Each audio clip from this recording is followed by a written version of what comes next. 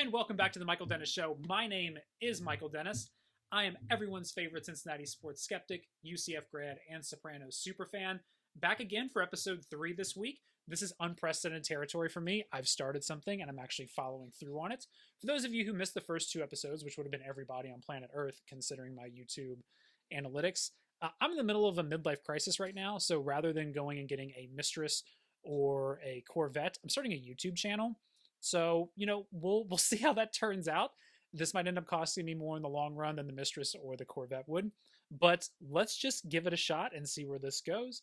Let's dive right in. I want to talk a little bit about the Reds and where they stand. So we are officially at the halfway point of the Major League Baseball season. Your Cincinnati Reds are 43-38, 5 games above 500, and currently stand in first place. I don't know anyone who predicted that. No one did. And for those of you out there that say, oh yeah, I had this pegged at the beginning of the season or recently as 6 weeks ago, come on, stop lying. Even those of you that might have taken a bet on this or placed a flyer on this team at the beginning of the season or as recently as 6 weeks ago, that was a flyer. That was a long shot. You didn't expect this team to be playing like this. You didn't expect them to become this. But what a great and surprising position. After that 12-game winning streak, coming back and then dropping 2 out of 3 to the really great Atlanta Braves. I heard a lot of turmoil on the radio. There was some talk of, that was a rough couple of days for the Reds. Morale was down.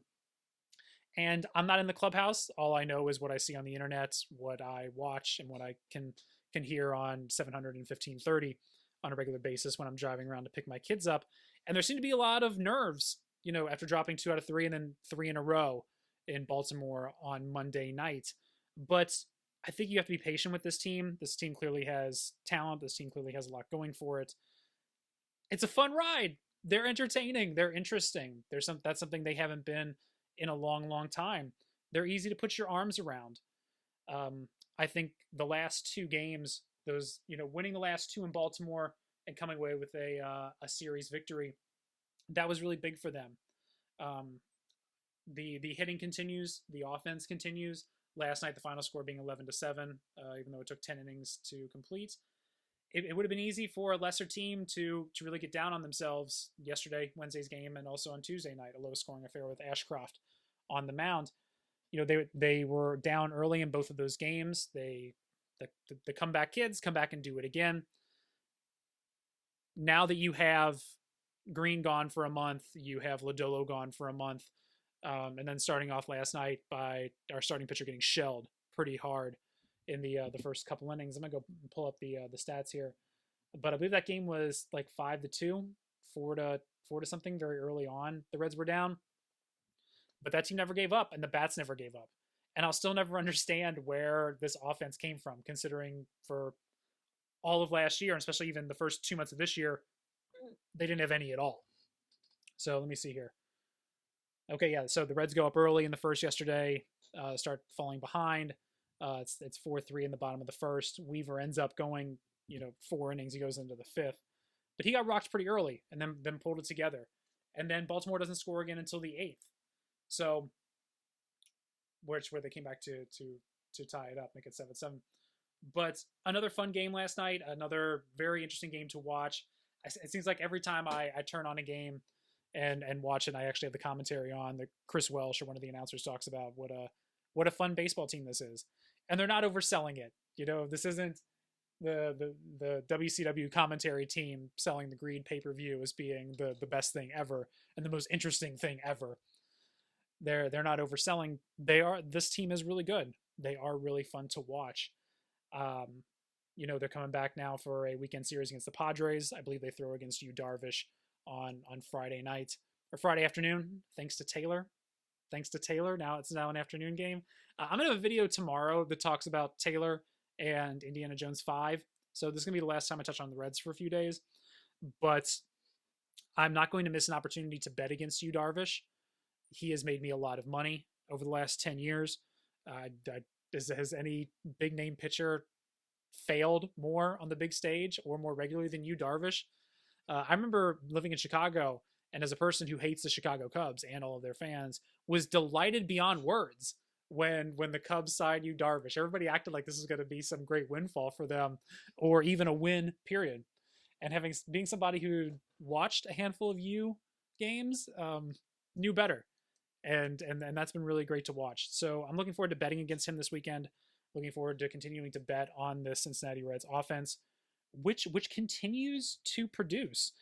Um, there was a couple other things I wanted to touch on with the Reds. So no extension talks right now between the Reds and David Bell, as MLBRumors.com is reporting. And I don't have a problem with that. Let's not get too ahead of ourselves. There was a guy who called in to Lance McAllister. I want to say it was last Saturday or Sunday. It was after last Friday's big home game where De La Cruz went for the cycle.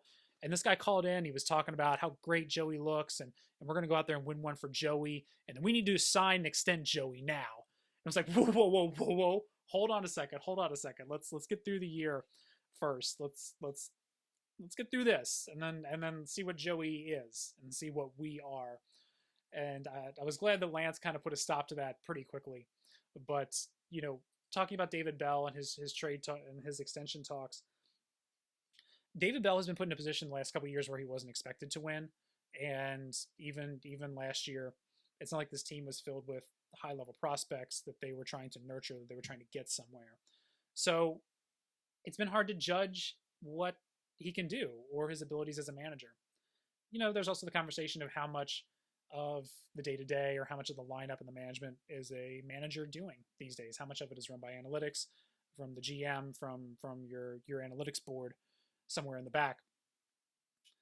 But now David Bell's in charge of handling a clubhouse filled with a bunch of young, talented people and making them improve, keeping morale high, keeping them on task, and producing and getting this team somewhere. There are expectations on this team.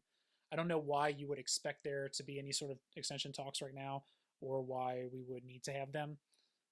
I feel like that's just something that always pops up the minute there's any kind of marginal success, that there's going to be some discussion around who do we extend, who do we give more money to.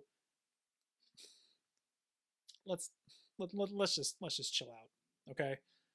Let's let the season play its course. Let's see where we stand. There's a lot of baseball left to be played. Once again, we are officially halfway through this season, but there weren't any expectations on this team until about 7 days ago. Let's see how it handles expectations. Let's see how David Bell handles them and how this team goes moving forward. I saw something else that I wanted to touch on. This still kind of blew my mind. It was the payroll in Major League Baseball, and it had a stat of what the MLB the leaders at the top of every division. What is their payroll? What is their official payroll for this year? And it said that the Reds was it was like $96 million. So that kind of blew my mind, because I'm like, what is this team spending its money on? Where is this $92 million? I didn't think we had anybody under contract at all. I mean, I knew Joey we still owe him 25 and somewhere around there, but everybody else is just playing for pittance. So I went over and I looked it up, and I'm on Sports Track right now, and it says here the active payroll is $49 million. And that makes sense, because you've got Joey at 25, and then, basically 25 other players making up that other $24 million. The only 3 players on this team making more than $2 million are Luke Weaver, Kirk Casale, and Kevin Newman. And they're all between 2 and 2.5. Everybody else is still in the under $1 million, or in the case of like Hunter Green, like $1 million around there. But I guess the big nut we're still paying is Mike Moustakas at $22 million. I had no idea. And Will Myers. I didn't know we were paying Will Myers $7 million. That we paid him to come in and do what exactly, I don't know. And then of course there's Ken Griffey Jr. here, still making $3.5 million. I wonder how many years we still pay him off. I felt like we were paying off Barry Larkin up until about 2 weeks ago for that last contract that he got via Carl Lindner in the late 90s.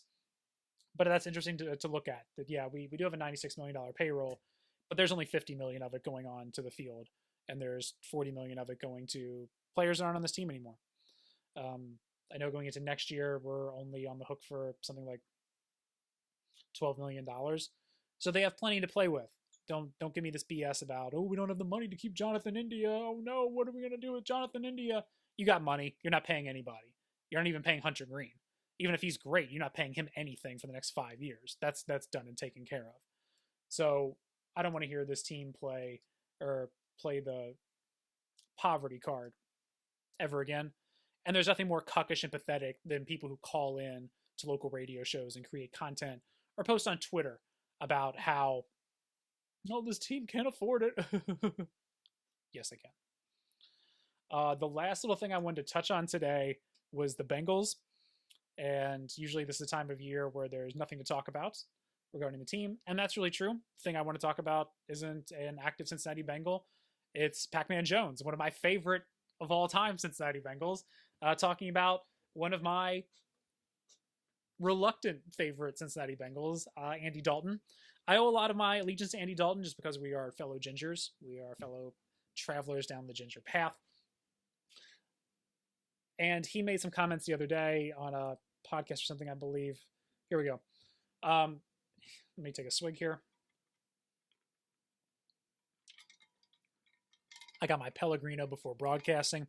I'm like the ladies' man, except instead of Carvassier, I got my Pellegrino.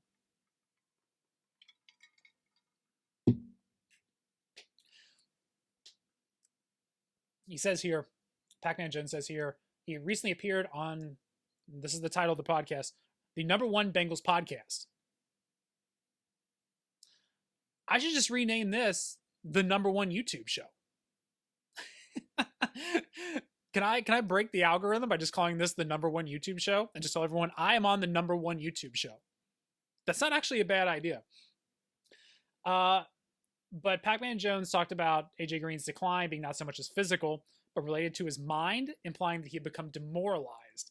And then commented half jokingly that Andy Dalton broke AJ Green. And then he replied with, yeah, Andy Dalton broke all of our asses. I don't know how you can disagree with that. There was a lot of talk for years around Andy Dalton's leadership and his capabilities, and is he the man? Who's going to be the man in Cincinnati? Is he going to be more vocal this year? And there was a lot of talk about who's the man in Cincinnati.